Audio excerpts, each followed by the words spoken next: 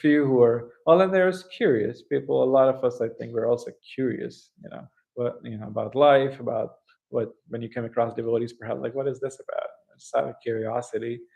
And then yeah, and then there's few or philosophers, like deep philosophers, really searching for the truth, like that's their life's pursuit. And then they find Krishna consciousness and like, yeah, that's what I was looking for. Is there a possibility it could be a mix? Oh yeah, it's always a mix. Yeah, it's often a mix. Yeah, I mean, just reflecting on myself.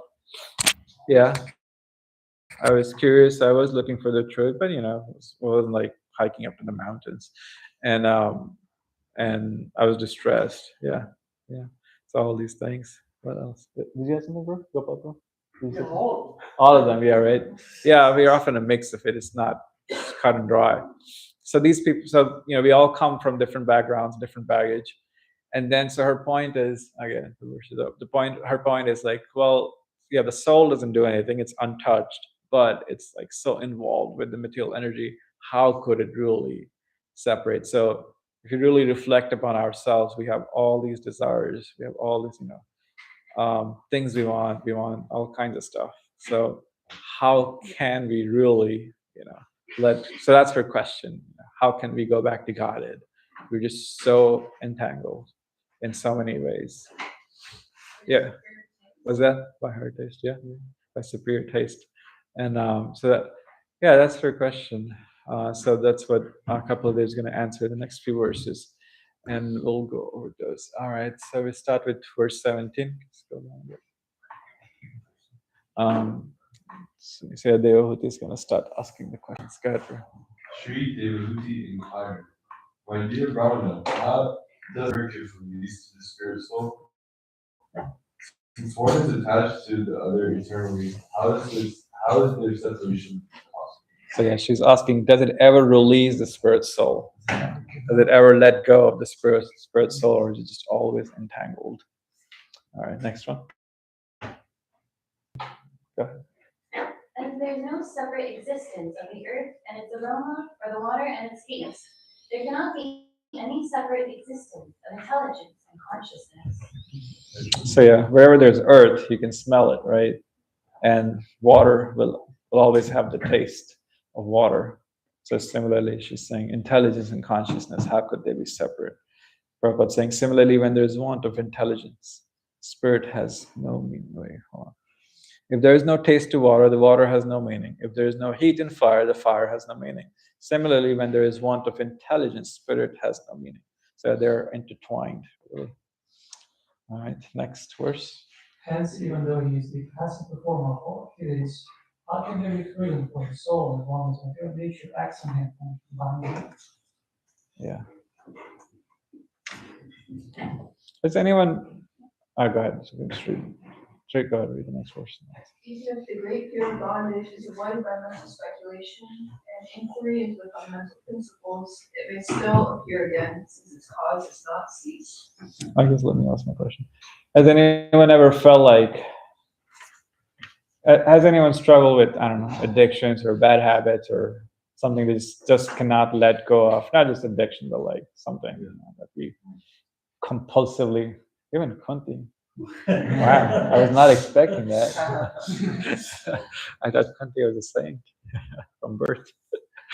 But yeah, so I think a lot of us go through that, if not addictions, and there's always habits or patterns, based on our upbringing or based on our previous lives, of course. We have all these patterns, and that's what conditioning literally means. We're conditioned to act in a certain way.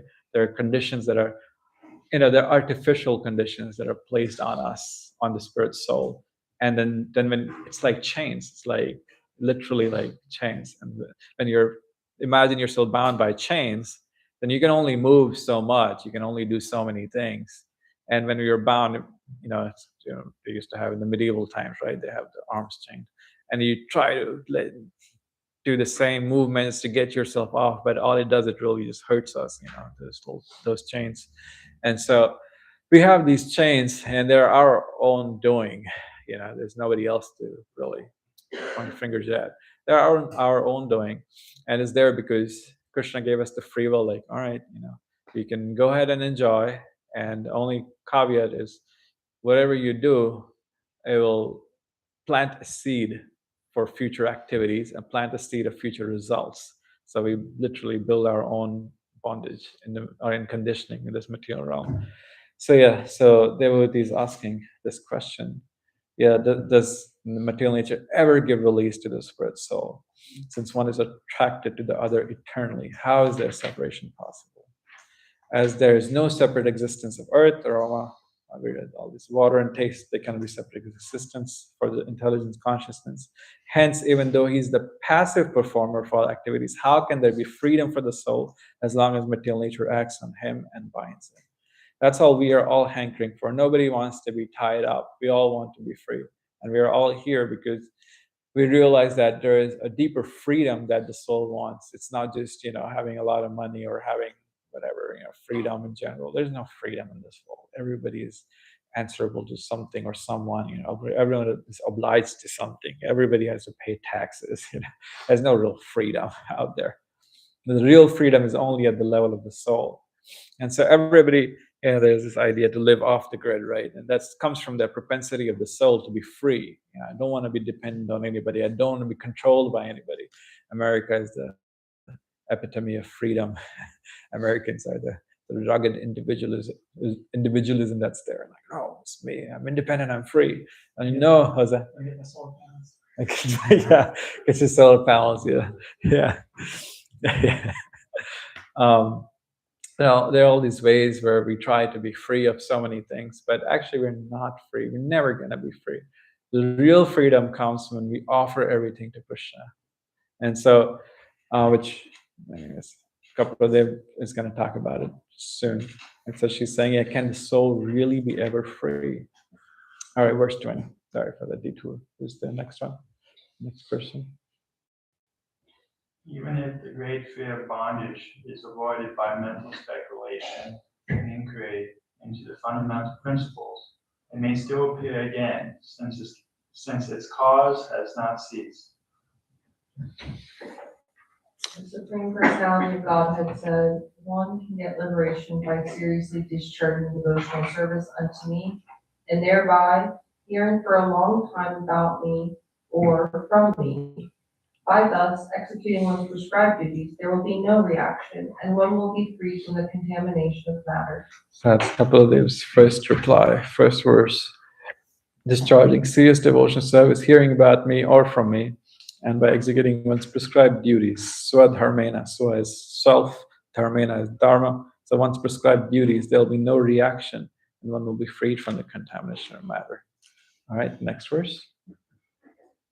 This devotional service has to be performed strongly in perfect knowledge and with transcendental vision. One must be strongly renounced and must engage in austerity and perform mystic yoga in order to be firmly fixed in self-absorption. By covering the faultiness of his desiring Wait. for The influence of nature. Yeah, there's the influence. Yeah, that one. Yeah, 23. Yeah. the influence of material nature has covered the living entity, and thus is as if the living entity were always in a blazing fire. But by the process of seriously discharging devotional service, this influence can be removed, just as wooden sticks, which cause a fire, are themselves consumed by it.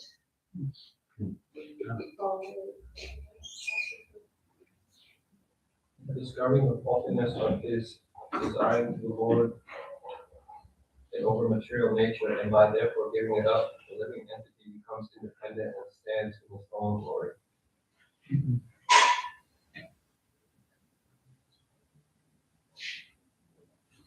In the dreaming state, one's consciousness is almost covered, and one sees many inauspicious things.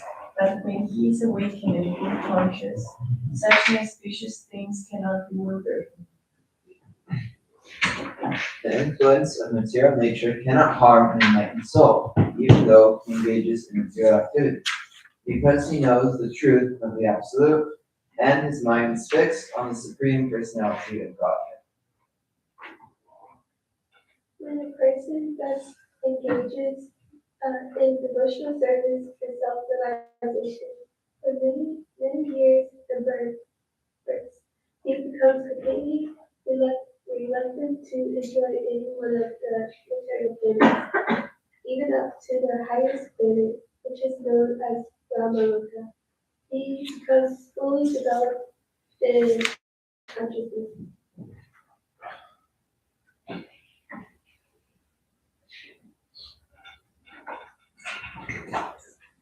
My devotee actually becomes self-realized by my ultimate causeless mercy, and thus, when freed from all doubts, he steadily progresses towards his destined abode, which is directly under the protection of my spiritual energy of unadulterated bliss. This is the ultimate professional goal of the living entity.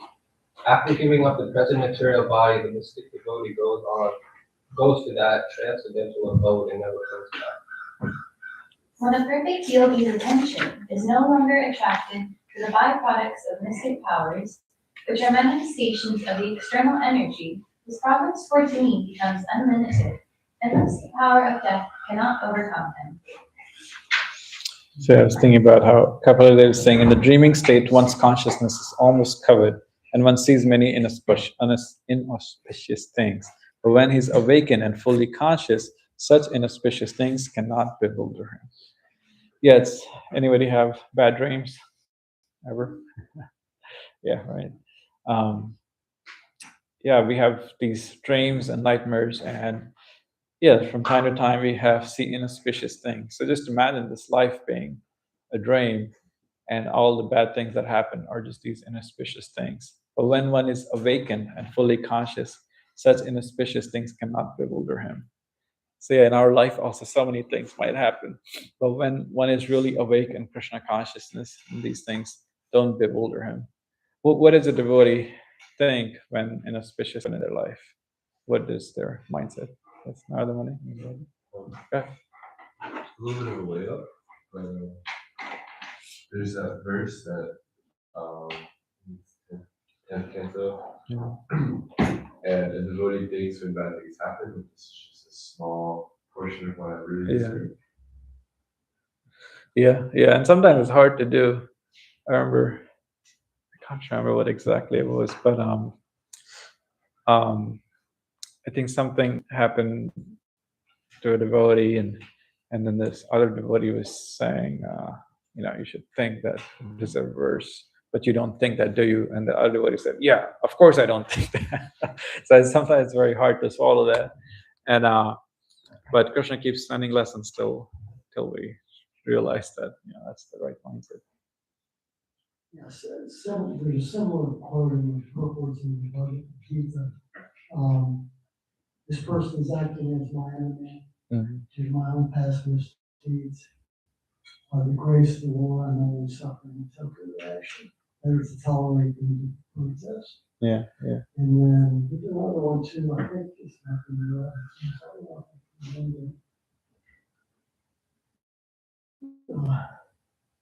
I can't think of it. Did you have something? It was like whiny. Yeah. Well, self-pity and stuff. Yeah.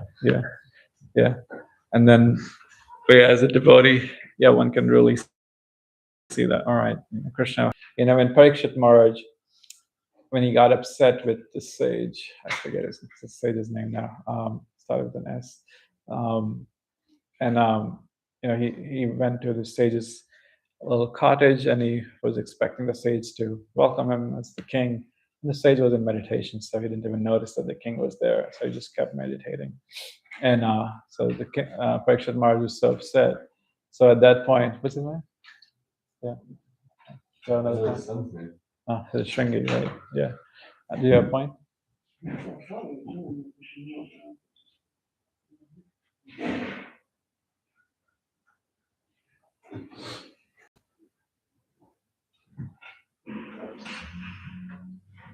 This person is acting helplessly under the influence of the three modes of material nature and control of Yeah. It's not Yeah, thank you.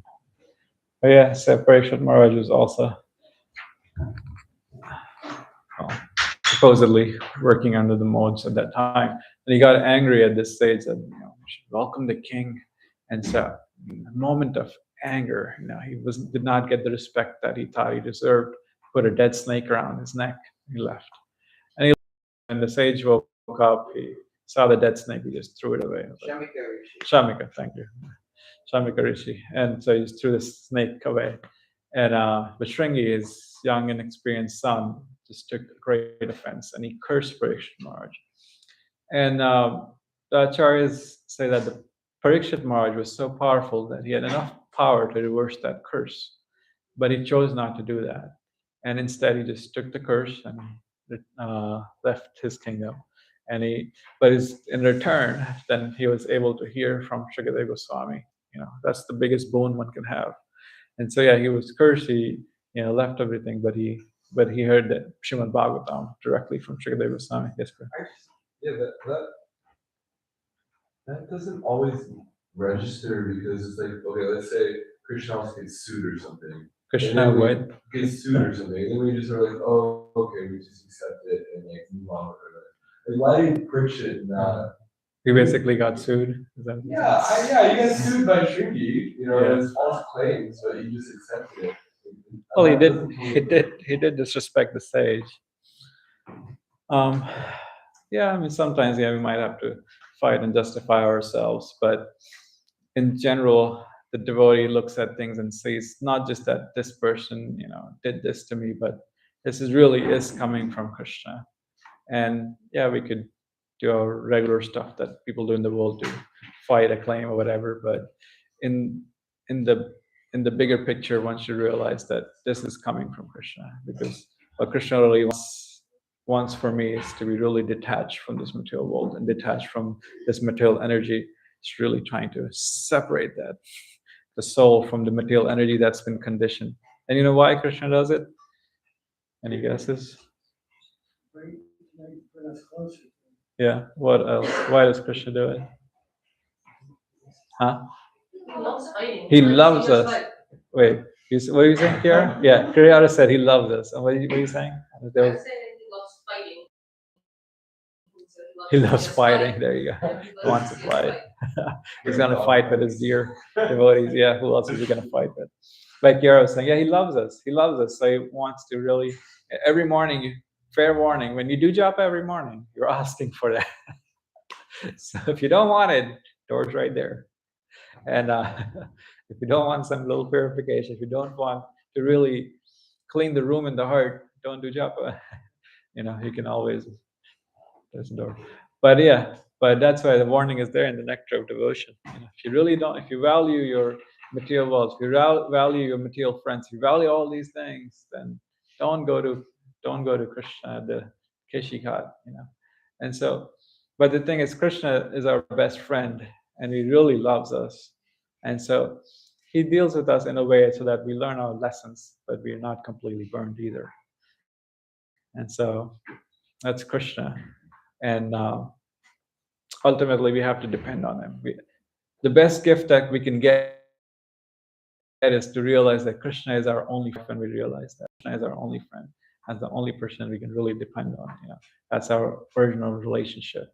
And so all these things that have happened in our life, it should guide us in that direction. That Krishna is my friend. Krishna is my shelter, and he's doing it for a reason. He wants me to look at within. He wants me to look at the mistakes that I've made. He wants me to look at. It's not blaming everybody else and everything else. This really doesn't do anything in life. Like even regular people will tell us that. Like that's just doesn't help at all. That being a victim, and rather using that to see that, all right, I'm here, and how can I get detached from material world, and it can still, of course, still be involved. All right, there were some more points.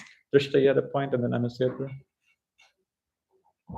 Yeah, I believe it's in Nectar of Instruction where Srila Prabhupada says that anger can be used in the Lord's service. So when someone attacks us, we can have the mood of Parikshit, where it's like, oh, I've done so many bad things. Sure. I've gotten away with so many things too that I've never been caught for, just a token. Yeah. But when someone attacks Krishna, the Vaishnavas, the temple, they sue the temple, then Prabhupada says we can act like fire. We can be Like aggressive. Hanuman. Yeah, I think it gives the example of Hanuman for anger. When Hanuman went to Lanka and then to retaliate, he burned the entire Lanka. And Lord Chaitanya, of course, he got angry also. With Chandkazi, when Chandkazi came to shut down all the Harinam and broke the Mridanga and told everybody not to chant, then Lord Chaitanya showed anger. Did the first civil disobedience movement, as Prabhupada calls it. And he went, hundreds and thousands of people went with flames, with what are those things called? Torches, yeah. And torches in British English, yeah. And they went with torches and they protested. So yeah, you can use anger that way. But when it comes to us, when something happens, then we act like Parikshit Maharaj. Like, all right, Krishna is arranging this. Krishna is arranging this for my purification, for me to be detached from my desires and the material world. Honestly, bro, you have more thoughts? I was just thinking from my own experience that it seems like so many different examples are given in the Śrīmad-Bhāgavatam because we have no way of knowing what the reaction will be until it comes. So we don't know if we fight, if we will win or lose until the fight occurs. And so, Krishna is giving us this healing salve that is him talking to us and showing us that his pure devotees have gone through all of the same situations. They've won fights, they've lost fights, they've given up without fighting. All of the possibilities are there. But the point that I've learned in my own life experience so far has been that sometimes no matter how hard you fight for what you think is right, you will lose. No matter how hard you try, no matter how much shastric evidence you have, no matter how much money you spend, no matter what lawyers you hire, you are bound to lose. This was my experience in my life. And I couldn't understand why, because in the Bhagavad Gita, Krishna tells him, stand up and fight towards Arjuna. So I thought I was doing the right thing by fighting. And now I've realized that, Krishna is our very best friend. And Krishna is there with us even when we feel like a loser, even when I feel too passive, even when I feel that I know in this verse, Krishna could be very harsh if he wanted to right now. And he's, but instead he's explaining it so nicely.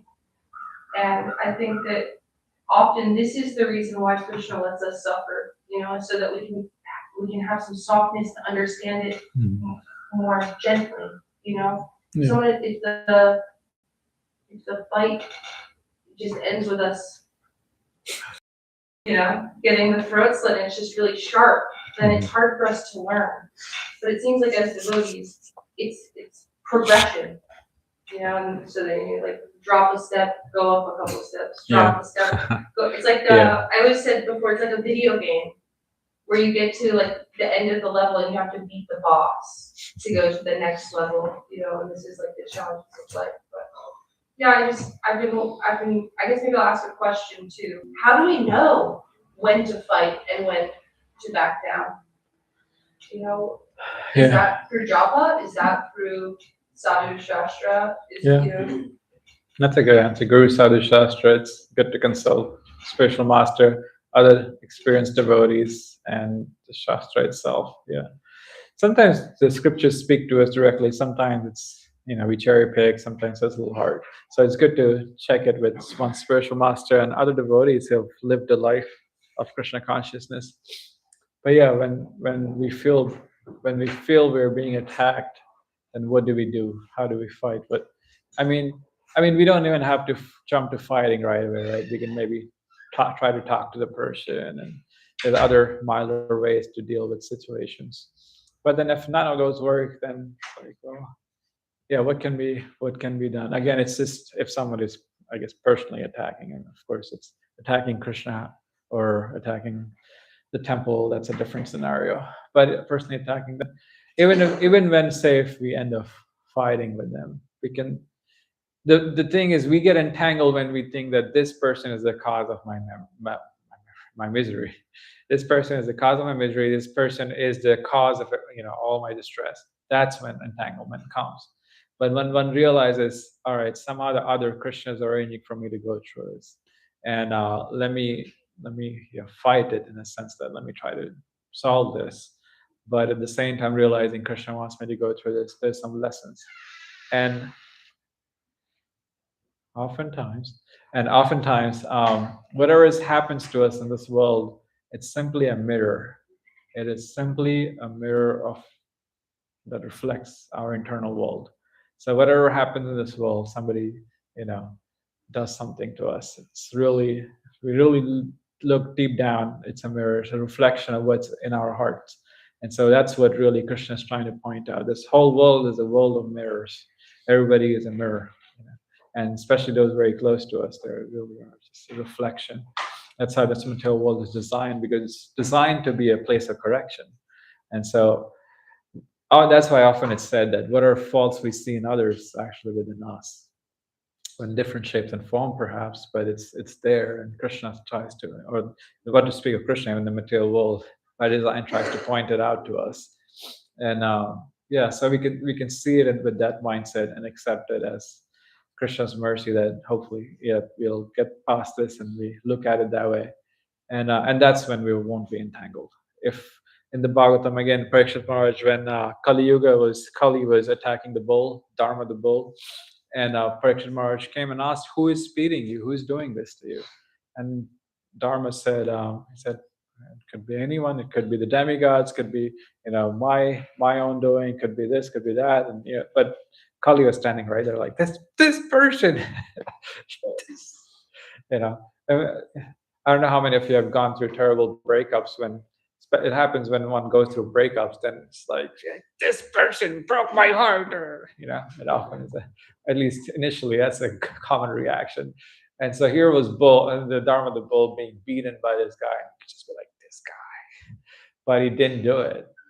And that's when Parikshit Maharaj said, "Oh, you must be Dharma personified, because Dharma is that one does not just point at the perpetrator. When we do that, it's a verse in the Bhagavatam. It's like when we do that, that means we haven't learned our lessons, and we actually get the same reaction of that perpetrator. This is very interesting. And if we just simply blame and blame and blame, and that's it, without reflecting, why is this happening? What does Krishna want me to learn? How this person is simply an instrument of my karma? Then that means we haven't learned our lessons. So then it will happen. We get the karma of the perpetrator, which means we'll be attacked again the same exact way. And so that's so the mood we have to have is like, this is coming from Krishna. What are my lessons? Did you have a pointer? Yeah. Otherwise it will happen again. This particular part always triggers me, because I'm thinking of like abused women. Oh yeah, of course. Yeah. And Abused in many different ways. Yeah. And then this could be used and be said like, Of course. Shouldn't go and tell. No. Yeah, of course not. When there's like, you should, that's what I was trying to say. Like, you should still solve it, and like, how it should be solved in a regular way. Like, get out of the situation. Yeah, somebody's abusive. Process. Yeah, it's really healing for us. Yeah. But right, like as an abused person, it's in the healing process that you start to ask, what's my part in this? What made me tolerate abuse? It's not in the action of getting away from abuse that you learn of course. Yeah. All this shouldn't be used for spiritual bypassing, and then like, you deserve this. I don't know. There are lessons for you to learn, so I'm going to abuse you. I'll be the instrument of your karma. That's really abuse. Do not do this at home or anywhere. That's not a question for us as devotees either to ask someone, right? It's much more of an internal dialogue. Yeah, exactly. Someone to be having with Krishna or Guru. It's not for us to say, well, what did you do to let this bad thing happen to you? It has to be. It's a very delicate thing, and as you said, it's between us and Krishna, and so internally one has to have that mood, but not that it doesn't justify all kinds of abuses that happen out there. Sometimes innocent people are just attacked by ignorant people. And Hare Das, how cool, Jesus Christ or something. All this, but they were attached. All right. Okay, let's go to the verse. Which verse is it? 21. Maybe we could do the Sanskrit and the purport. Yeah. All right.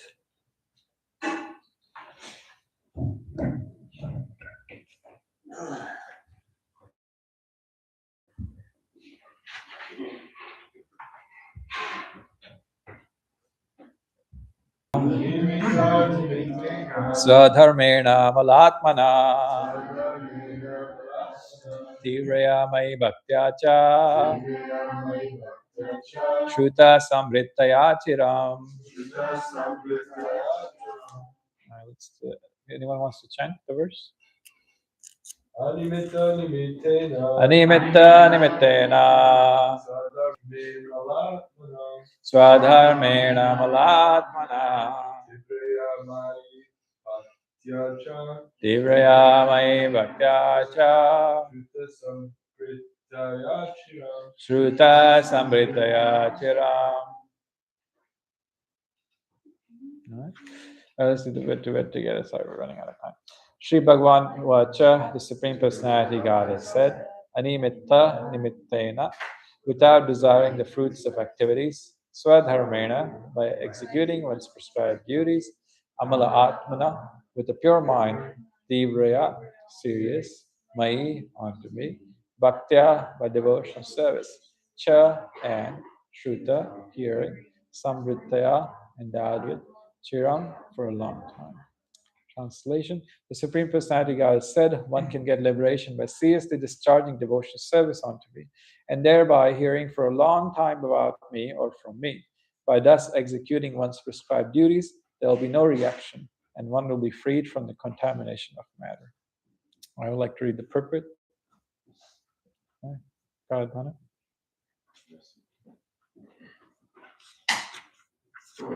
Purport. Sridhara Swami comments in this connection that by association with material nature alone, one does not become conditioned. Conditional life begins only after one is infected by the most material nature. If someone is in contact with the police department, that does not mean that he is a criminal.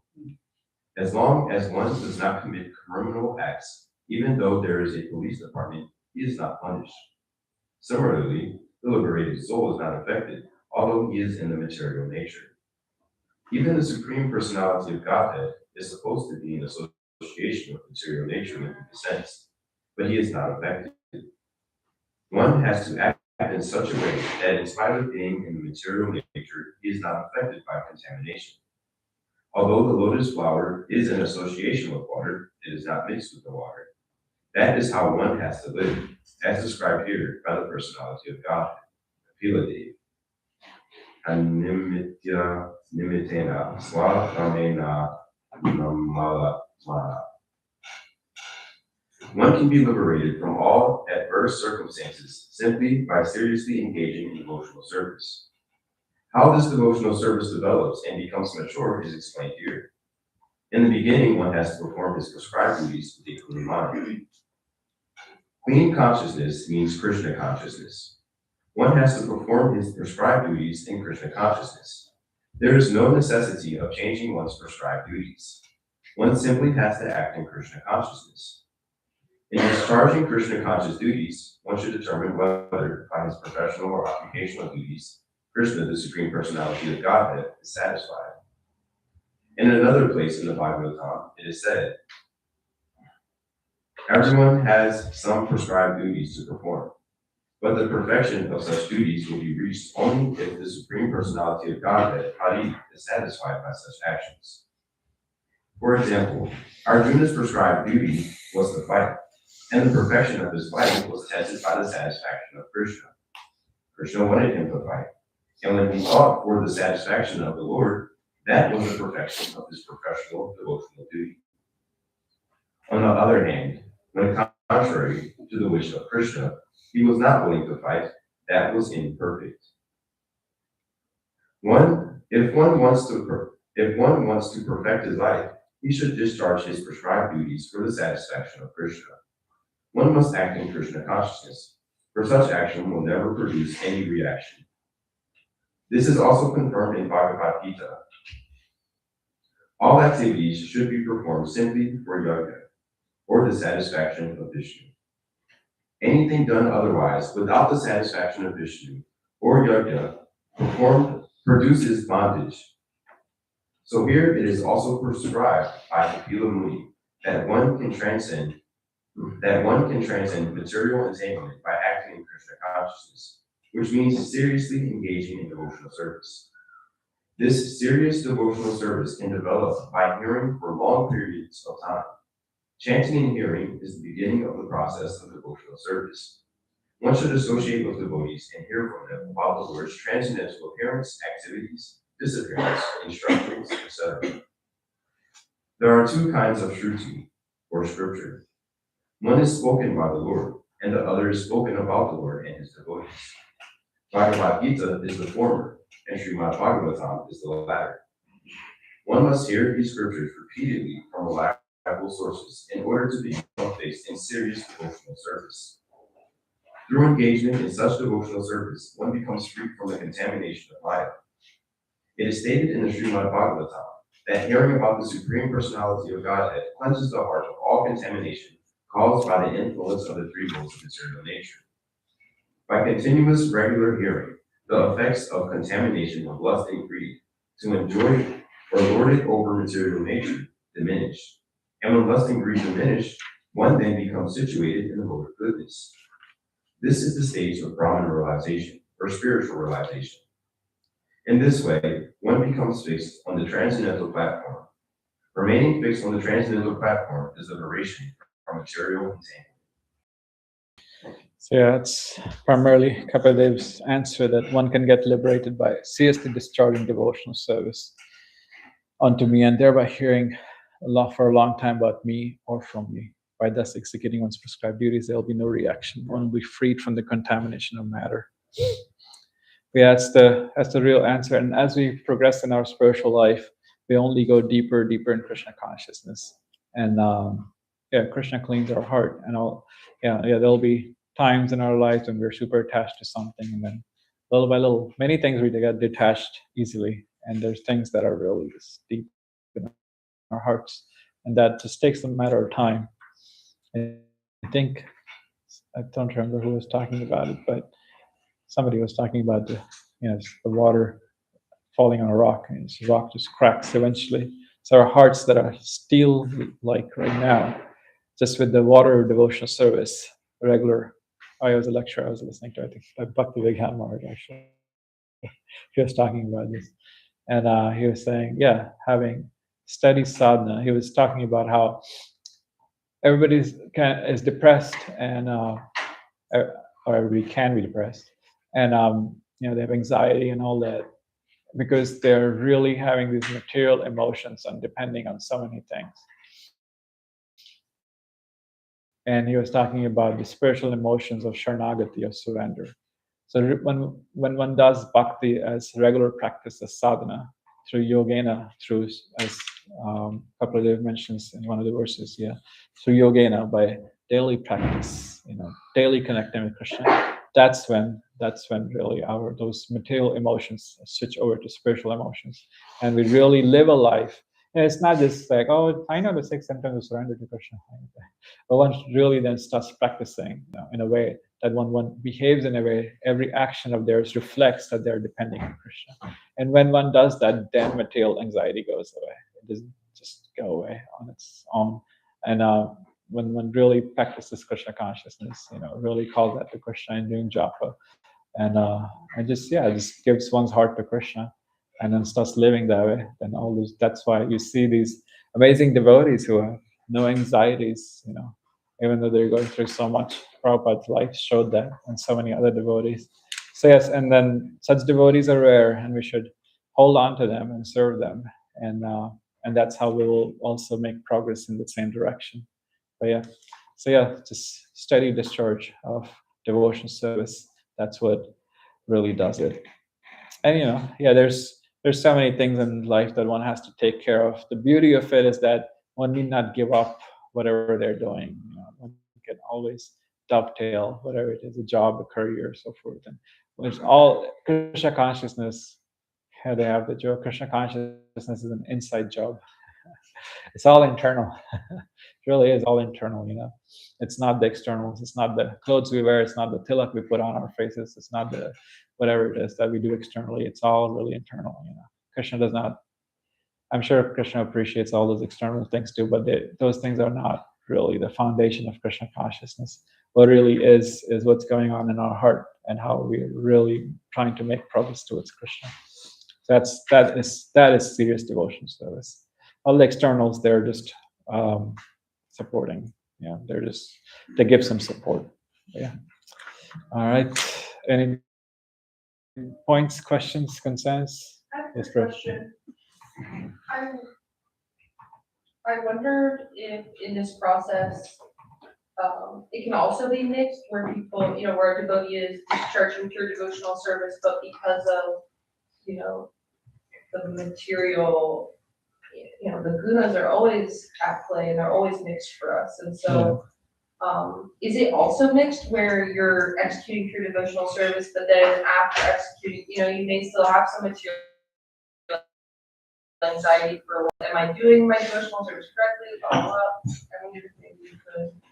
Your question is if the devotional service we're doing, is it still mixed? Well, even if we're performing pure devotional service, our experience could still be mixed for a little while, right? Where we're still having some material moments and there still is.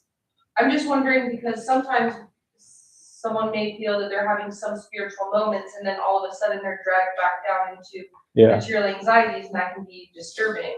So I was wondering if. Well, yeah, in initial phases of Krishna consciousness, that's often there. But Vishwanath Chakravarti Thakur talks about Jalatarangani, that it goes, it's like waves, you know.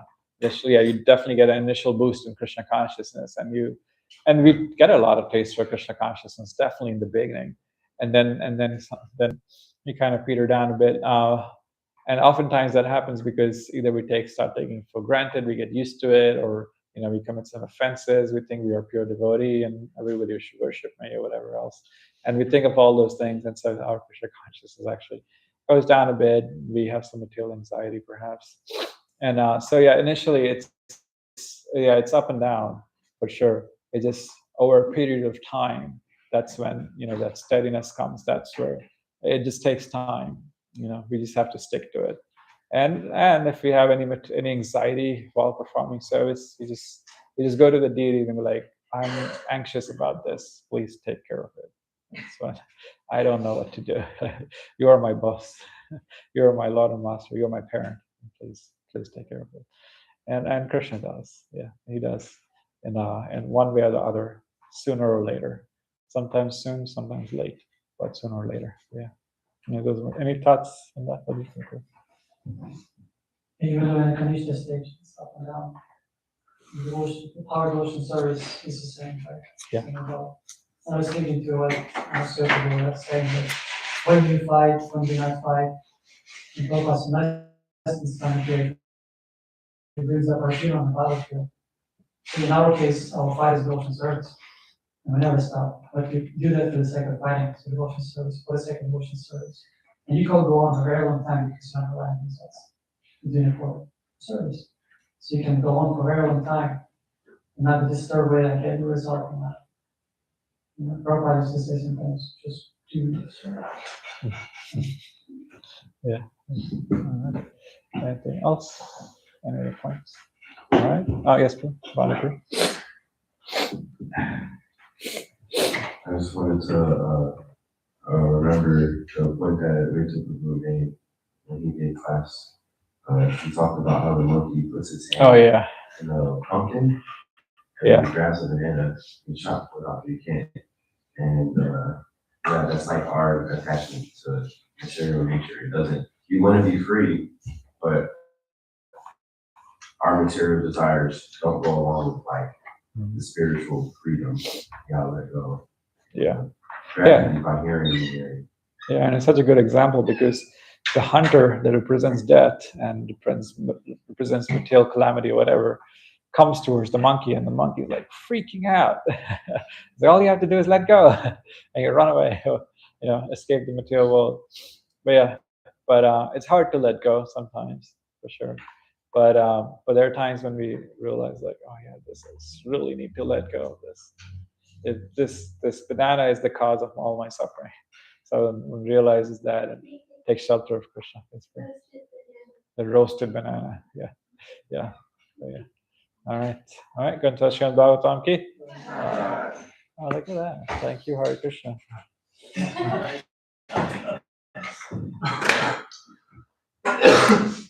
Thank you, Hare Krishna. Hare Krishna. Thank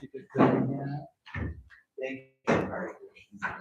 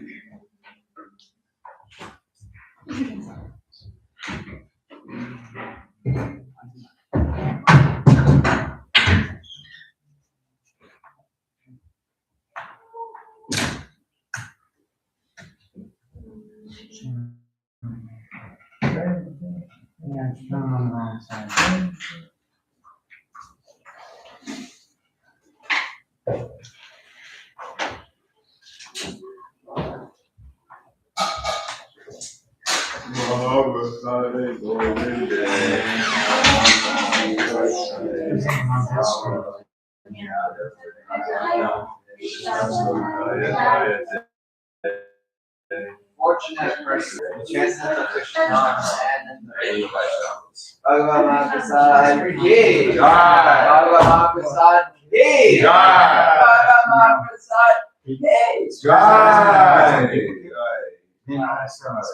Now the previous two shows, see what happens. Whenever I go to like extend, I've been trying to figure this out. Then it disappears. Yeah.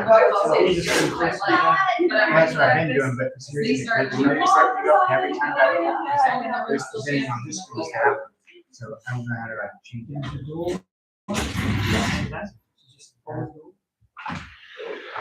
Well, because if we then I want to do some original route, the extend is what we usually do, because then I can like, let's see, it does let me do this. It just was not working right there. See? It'll be easier to And now it's What are your thoughts on what it's every now and then it's like, just keep well, no, because I can't do it, because then during the whole class, like I'm doing other stuff, there's talking to people on YouTube, I'm communicating, and stuff like that, so that I can't do it only. But now, see right here, now I do this always. And then, yeah, and then now I do the slide. There it goes. See. I'm aware. There it goes. Well, it was working fine, it's just, for some reason, it was project, see how this is projecting right here now? For some reason, that one was projecting out of this one. I like it very much.